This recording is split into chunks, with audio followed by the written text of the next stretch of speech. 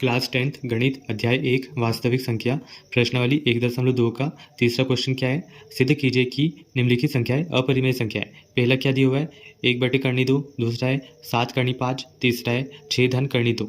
Okay, तो मैं सबसे पहले ये बताना चाहूँगा कि अपनी परिमेय संख्या क्या होती, उस हिसाब से हम देखेंगे कि ये अपनी अपरिमेय संख्या क्या है। तो भी देखिए इतनी जगह में मैं बताता हूँ, ये अपना रफ कार्य होंगे इधर। तो देखिए परिमेय संख्या क्या होती, जिन्हें अंश बटे हर के रूप में लिखा जा सकता है, अंश बटे हर के रूप में लिखा जा सकता है। जैसे कि मैं वास्तविक संख्या लूँ, 3 ले ली मैंने, 4 ले ली। ओके, तो ये अपनी हो गई परिमेय संख्या। तो फिर अपरिमेय संख्या क्या होंगी, परिमेय संख्या का एकदम उल्टा, मतलब जिसे हम अंश बटे हर के रूप में नहीं लिख सकते, तो फिर वो अपनी क्या हो गई अपरिमेय संख्या। अब जरा हम ये 1/2 को देखेंगे, आपको लग रहा होगा कि 1/2 तो परिमेय संख्या है। क्यों? क्योंकि ये अंश बट्टे हर के रूप में दिख रही है हमें, लेकिन ऐसा नहीं है। जब हम इसे सॉल्व करेंगे तो फिर ये जो करनी दो है वो दशमलव में निकलेंगे, और दशमलव वाली संख्या तो परिमेय संख्या नहीं हो सकती। तो फिर परिमेय संख्या नहीं है तो वो क्या होंगी, अपरिमेय संख्या। तो जो हमने अभी एक्सप्लेन किया, इतना छोटा सा एक्सप्लेनेशन ये क्वेश्चन नहीं मांग रहा है, वो क्या मांग रहा है, जैसा बुक में जो मेथड बताई गई है उस हिसाब से करना है। तो मैं एक छोटा सा एक्सप्लेनेशन देना चाहूँगा कि हम क्या करने वाले, हम 1/2 को परिमेय संख्या मानेंगे, फिर उसे सॉल्व करेंगे। लास्ट में एक विरोधाभास उत्पन्न होगा, और वो विरोधाभास क्या होगा, गलत होगा। वो गलत क्यों होगा, क्योंकि हमने 1/2 को परिमेय संख्या माना था। तो फिर हम इस आधार पे बोल सकते हैं कि 1/2 परिमेय संख्या नहीं है, क्योंकि यहाँ पर हमारा जो हल है वो गलत आ रहा है, क्योंकि हमने अपनी परिकल्पना ही गलत मानी थी। तो फिर ये परिमेय संख्या नहीं है, तो फिर ये एक अपरिमेय संख्या होंगी। अब हम इसे सॉल्व करते हैं। सबसे पहला वाला, माना माना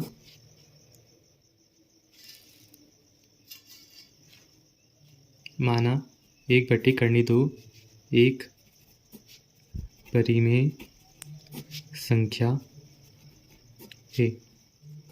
ओके, अब हम इससे परिमेय संख्या मान चुके हैं, तो फिर हम ऐसा लिख सकते हैं 1/2 बराबर से P/Q, इसके बराबर लिख सकते हैं, बिल्कुल लिख सकते हैं। जहाँ P और Q सह अभाज्य संख्या है तथा Q बराबर नहीं है 0 के। तो फिर मैंने ऐसा क्यों लिखा है, ये सहभाज्य संख्या क्या होती है और Q बराबर क्यों नहीं है 0 के। देखिए ये सहभाज्य संख्या यानी वह संख्या जो केवल 1 से विभाजित होती है। इसका भी थोड़ा सा रफ कार्य अपन देख लेते हैं। यहाँ पर हम देखेंगे कि अपनी सहभाज्य संख्या क्या होंगी। मैंने क्या बोला कि जो 1 से विभाजित होती है। मैं P/Q लिख लेता हूँ, P/Q, P की वैल्यू मैं 3 ले लेता हूँ और Q की वैल्यू अपन 4 ले लेते हैं। ओके, अब देखिए ये जो 3 है वो 3 से विभाजित हो रहा है। ओके, लेकिन जो 3 है वो 4 को विभाजित कर पाएगा क्या, नहीं कर पाएगा। वैसे ही अगर हम 4 को देखें, 4 कैसे विभाजित हो रहा है, 4 से हो रहा है और 2 से हो रहा है, लेकिन ये 4 और 2 3 को विभाजित कर पाएंगे क्या, नहीं कर पाएंगे। तो ऐसी कौन सी संख्या है जो दोनों संख्याओं को विभाजित कर पा रही, वो है अपनी 1। ओके, तो फिर एक और चीज़ आप समझ सकते हैं एक और चीज़ से कि जिन संख्याओं का HCF 1 होता है वह अपनी सहभाज्य संख्या होती है। अगर हम ये 3 और 4 का HCF निकालेंगे तो फिर वो 1 आएगा, और 1 जिनका HCF 1 आ रहा है वो अपनी सहभाज्य संख्या होंगी। अब ज़रा Q बराबर क्यों नहीं है 0 के। अब ज़रा देखिए मैंने ये P की वैल्यू तो 3 रख लेता हूँ, लेकिन अगर Q की वैल्यू मैं 0 रखूँ तो फिर क्या हो जाएगा, इनफाइनाइट आ जाएगा। और इनफाइनाइट यानी अपरिभाषित, और क्वेश्चन में इनफाइनाइट की कोई ज़रूरत नहीं है, इसलिए प्रश्न ने पहले ही बोल दिया था कि Q की वैल्यू हमें 0 नहीं रखनी है। ओके, अब हम आगे देखते हैं। अब देखिए ये जो 1/2 है, यहाँ गुणा करके मैं 1/2 ऊपर 1/2 नीचे लिख सकता हूँ, बिल्कुल लिख सकता हूँ, और यहाँ P/Q। ओके, अब देखिए यहाँ पर क्या हो रहा है, ये करनी दो तो ऊपर जैसा का वैसा रहेगा, ये करनी दो से ये कट जाएगा और एक बार लिखाएंगा, क्या लिखाएंगा, 2 लिखाएंगा। अगर आप चाहते कि मैं इसे सॉल्व करके बताऊं तो मैं ये भी बता देता हूं ताकि आपको कोई भी दिक्कत ना हो। देखिए नीचे क्या था, ये करनी दो को जैसा वैसा रहने देता हूँ। देखिए ये करनी दो है, ठीक है, यहाँ पर भी करनी दो। अगर हम ये करनी को हटाएं तो क्या हो जाएगा, इसकी घात 1/2 और गुणे में 2 की घात 1/2। और अपन को पता है अगर आधार समान हो तो घातें जुड़ जाती है। तो फिर हम ये से देखते हैं कि 2 की घात कितनी हो जाएंगी, 1/2 धन 1/2। और अब आगे देखिए कि यहाँ पर क्या हो जाएगा, 2 की घात कितनी थी, अगर हम इसे और सोल्व करें 2 की घात कितनी हो जाएंगी, ये तो भैया 2 का 2 नीचे एक बार लिखाएंगे, इसका एलसीएम आ जाएगा ऊपर 1 धन 1/2। ओके, तो फिर ये कितना हो जाएगा, ये हो गया 2/2, मतलब 2 की घात कितनी होगी, 2/2। ये एक बार कट जाएगा, बचेगा क्या, बचेगा सिर्फ 2। तो इसी प्रकार से यहाँ पर 2 बचा है। ओके, बराबर से P/Q। अब मैं ये जो 2 है उसे राइट हैंड साइड भेज देता हूँ, करनी 2 को इधर ही रहने दो, तो ये इधर जाएगा तो P के पास आएगा 2P/Q। ओके, अब जी इसे और अच्छे से लिख लेते, 2P/Q बराबरी से करनी 2। अब जरा आप यहाँ पे देखिए कि 2P/Q तो एक परिमेय संख्या है, लेकिन करनी 2 एक परिमेय संख्या है क्या, नहीं है।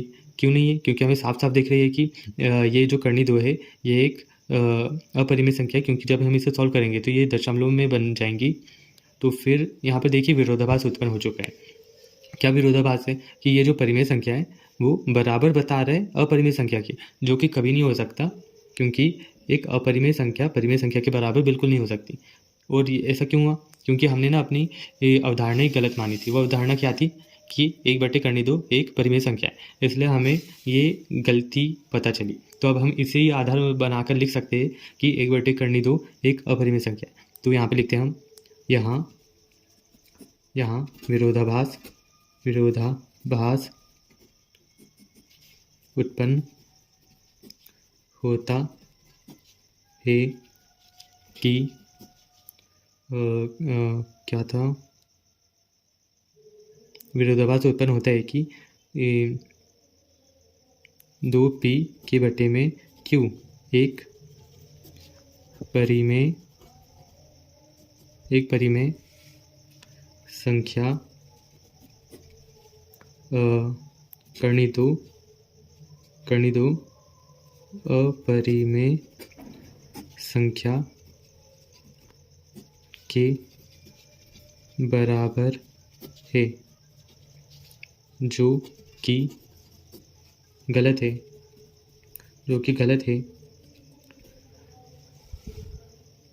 अतः हमारी अवधारणा गलत है कि 1/2 एक परिमेय संख्या है, अतः स्पष्ट है कि 1/2 एक अपरिमेय संख्या है।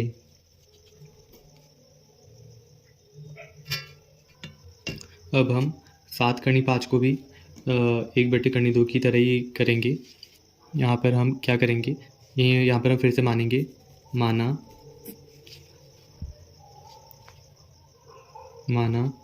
7/5 एक परिमेय संख्या है। देखिए हम यहाँ पर 7/5 को एक परिमेय संख्या मान चुके हैं, तो फिर हम 7/5 को P/Q के बराबर लिख सकते हैं, बिल्कुल लिख सकते हैं। ये स्टेप ऐसी चलेंगी जहाँ P और Q सह अभाज्य संख्या है तथा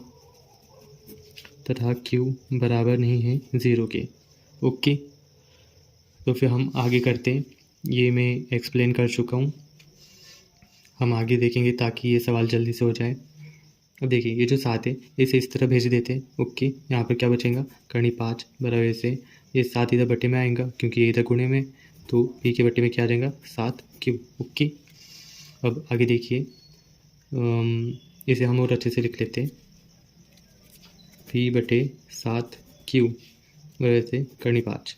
तो देखिए यहाँ पर भी वही विरोधाभास उत्पन्न हुआ है, क्योंकि p/7q एक परिमेय संख्या है और वो बराबर बता रहा है कर्णी 5 जो कि एक अपरिमेय संख्या है। तो फिर हम यहाँ पर फिर से वही लिखेंगे, यहाँ पर ऐसा कैंसिल का निशान कर लीजिएगा। यहाँ विरोधाभास उत्पन्न होता है, क्योंकि परिमेय संख्या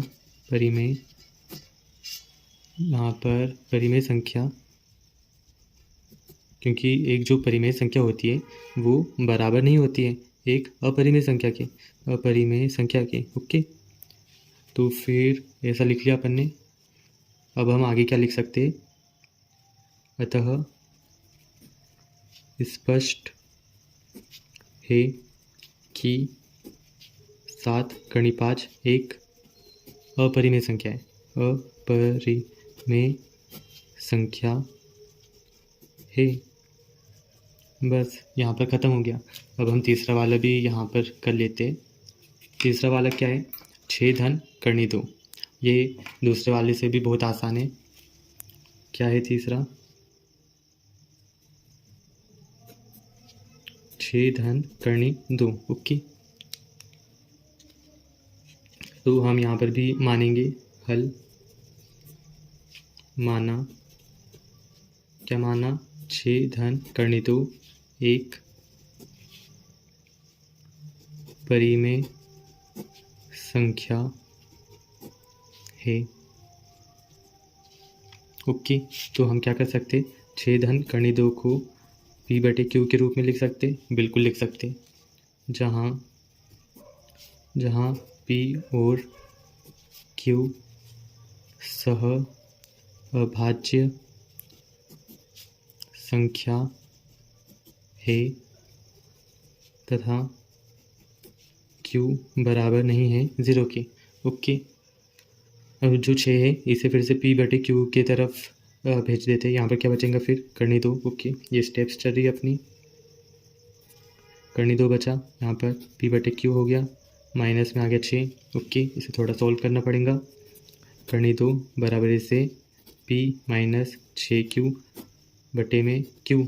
अब इससे ज़रा हम सुव्यवस्थित तरीके से लिख लेते हैं, p माइनस 6q के बटे में q बराबर से कर्णी 2। देखिए अब यहाँ पर भी विरोधाभास उत्पन्न हो गया, क्योंकि p माइनस 6q के बटे में q जो है एक परिमेय संख्या है और कर्णी 2 हमें पता है कि कर्णी 2 एक अपरिमेय संख्या है।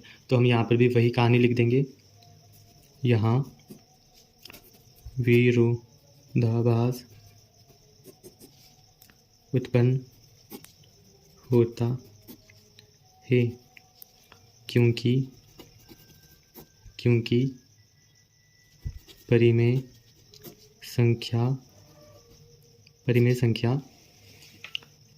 बराबर नहीं होती है अपरिमेय संख्या के। ओके, वो बराबर नहीं होती है एक अपरिमेय संख्या के। इसका मतलब क्या है कि अपनी अवधारणा गलत है। ये भी लिख लेते, अतः हमारी अवधारणा गलत है कि 6 धन कर्णी 2 एक परिमेय